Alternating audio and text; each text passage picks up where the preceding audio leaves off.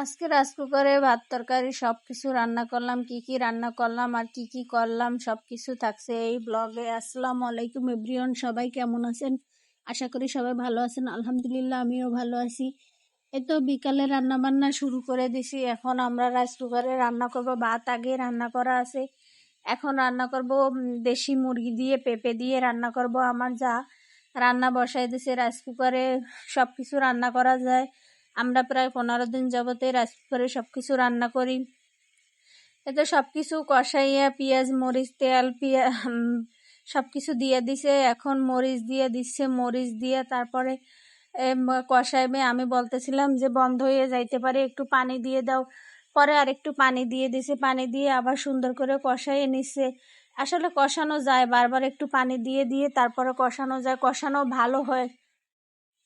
এই তরকারির ভিতরে ও সব কিছু দিয়ে দিছে, হলুদ মরিচ পেঁয়াজ রসুন আদা জিরা ধনিয়ার গুঁড়া কাঁচামরিচ তেজপাতা, মানে একটা গোশ রান্না করতে যা যা লাগে সব কিছুই দিয়ে দিছে। এরপরে এদিকে আমরা বাড়ি থেকে যে নারকেলগুলো আমার শাশুড়ি পাঠাইছে, আমি বলতেছিলাম যে একটা নারকেল ছিল একটু কাঁচা কাঁচা ভিতরে হয়তো বা আছে, এগুলো নারকেল খেতে আমার কাছে খুবই ভালো লাগে।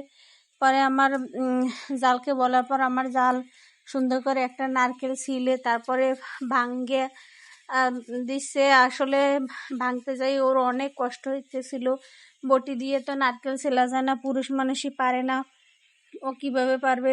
তারপর ও কষ্ট মষ্ট করে অনেকক্ষণ বইসা তারপর নারকেলটা ছিলছে।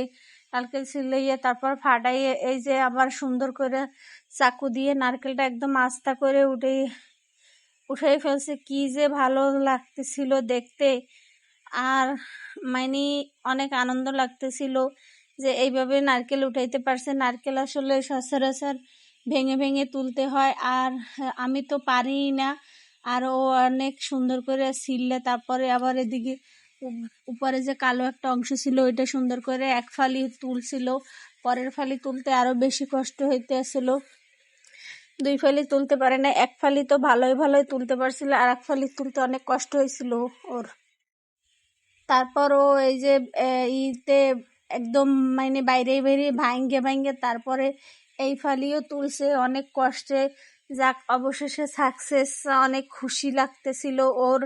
তারপরে এই উপরের এই কালো অংশগুলো ফেলে দিয়ে এটা নারকেলটা ভেঙে গেছে, আর এটা একদম আস্তে আছে। এরপর ও যে উঠাইতেছিল আর আমি এদিকে খেতেছিলাম, অনেক ভালো লাগতেছিল নারকেল খেতে। আর এইদিকে তরকারি বসিয়ে দিয়ে তারপর ওইগুলা কাজ করতে গেছিলাম, নারকেল ফাটাইয়ে তারপরে নারকেল দিয়া খই দিয়ে মিঠা দিয়ে খাবো এই জন্য করছি।